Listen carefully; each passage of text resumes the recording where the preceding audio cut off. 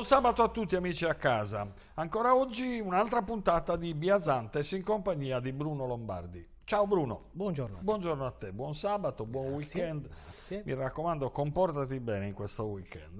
Mi raccomando. Sicuramente andrò Al a fare... mare. No, magari un po' di erbe Al mare, in medicinali. febbraio ci Entriamo sta. in tema, dai. Diciamo. Sì, ecco, ci hai parlato in chiusura della puntata precedente, ci avevi anticipato che avremmo parlato di lavoro in Sardegna nei secoli precedenti, ma sempre con quel legame che lega il lavoro e la medicina. È vero, Allora, è vero. cosa ci Anche racconti perché questa settimana? Noi ci ricordiamo il nostro titolo Biazante, sono appunto questo tema del viaggio in questo senso, ed era interessante visto che alcuni hanno chiesto, insomma, quando abbiamo fatto la puntata sulle ferrovie, ma insomma spiegare magari qualcosa di più di quello che è stata realmente poi la fatica, perché non è una fatica solo su carta, cioè no? Quindi creare i progetti, ma vediamo per esempio oggi la storia di questo ingegnere, uno degli ingegneri, una persona realmente esistita, non diremmo il nome giusto per non entrare troppo magari nel personale, che ha realmente partecipato a questa grande epopea appunto della costruzione delle ferrovie. E quindi immaginiamo una Sardegna e luoghi della Sardegna insomma difficilmente raggiungibili. Quindi il mezzo forse unico, non solo a dorso di mulo, ma sicuramente a cavallo, e veniva utilizzato il cavallo. Ma vediamo anche alcuni aspetti dove ci si andava anche a piedi. Raccontiamo una giornata tipo di un ingegnere in una località dei monti di Bortigali, tra Mancomere e Bortigali, per alcune rilievi, diciamo così, catastali, se vogliamo, comunque che riguardano i terreni. Immaginiamo una ancora, siamo a fine 800, primi del Novecento, immaginiamo ancora una come dire, rigogliosa vegetazione, in alcuni casi ancora boschi, e vediamo dalle cartoline inviate da questa persona, da questo ingegnere alla famiglia, alcuni aspetti anche particolari. Siamo nel periodo di giugno, quindi è un periodo dove praticamente il caldo è, o se non è arrivato, sta arrivando. Invece vediamo che questa persona arriva anche a scrivere ai propri familiari: oggi 3 giorni di piogge continue, freddo. Sono particolarità. Sveglia alle 5 del mattino, 5 e un quarto a piedi sulla montagna, per 2 ore di cammino a piedi perché impraticabile al cavallo. Poi 10 ore di lavoro, caspita, per i rilievi.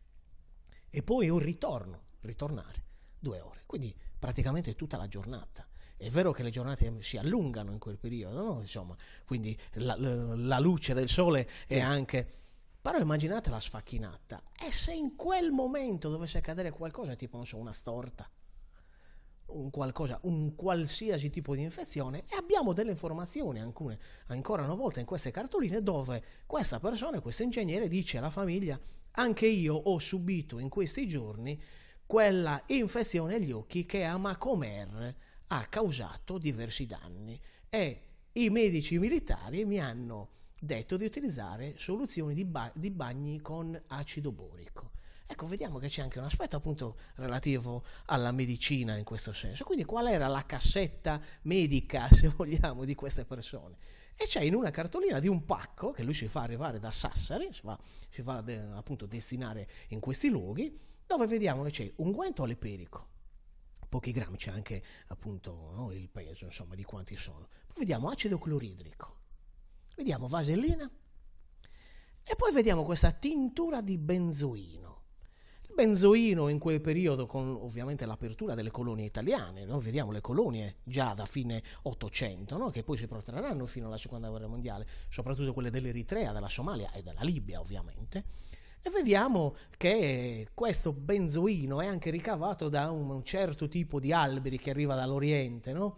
Non entriamo troppo nello specifico perché sennò poi faremo qualcosa che non è di nostro compito, no? Non siamo di botanici. Scusami, queste erano prescrizioni mediche? Era la cassetta medica che questo ingegnere doveva avere.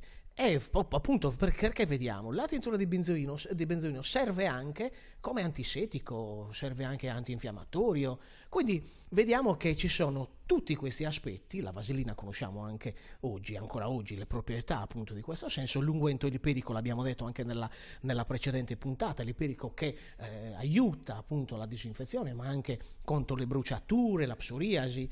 Quindi vediamo che c'è tutta una serie di questi medicamenti che sono anche moderni, no? Appunto, se vogliamo, di quel periodo, dove praticamente lui ha questo tipo di cassette. Evidentemente sono le malattie o comunque i rischi di quel mestiere maggiori. Uno dei primi rudimenti della cassetta di pronto soccorso, insomma, dai. Si considera che ad elevate altitudini, anche 850 metri, anche 1000 metri, alcune zone dei monti di Bortigali arrivano anche a quelle altitudini. Poi lui parla espressamente di questo tipo di infezione agli occhi che è causata, lui dice, dalla polvere, dal vento, e in effetti vediamo che l'acido borico, ancora oggi l'acqua borica è utilizzata per questo aspetto, nella disinfezione degli occhi. E se non ricordo male è legata all'ambito minerale, se non ricordo male, si trova in natura, se non ricordo male. Quindi c'è la conoscenza, non solo del tuo tipo di lavoro, di quelle che sono le fatiche, i luoghi, ma anche di quello che eventualmente in quei luoghi tu puoi subire.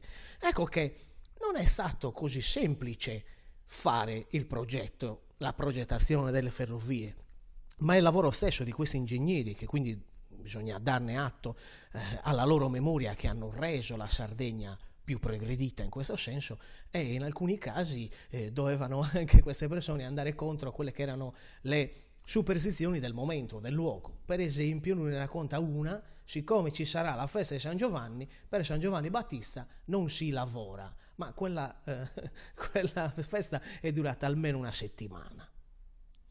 Non è un ambito di superstizione, perché è una festa religiosa ovviamente, però capite che, insomma, capiamoci, no? Una settimana di riposo in quegli anni è una settimana di progresso in meno, soprattutto perché lui poi dice la vegetazione cresce ancora rigogliosa, quindi c'è anche questo aspetto. Non è che oggi arrivi magari con un macchinario particolare e riesci a stendere, come dire, un campo o un terreno grosso, o con l'escavatore riesci a fare un po' tutto. Prima era qualcosa che devi fare praticamente a mano, tutto manualmente, e portarti tutta l'attrezzatura. Oltre alla tua attrezzatura di lavoro, c'è anche l'ambito della fotografia, utilizzata anche per questi aspetti, no? Quindi tutte le attrezzature, quelle macchine fotografiche, ti ricordi, no?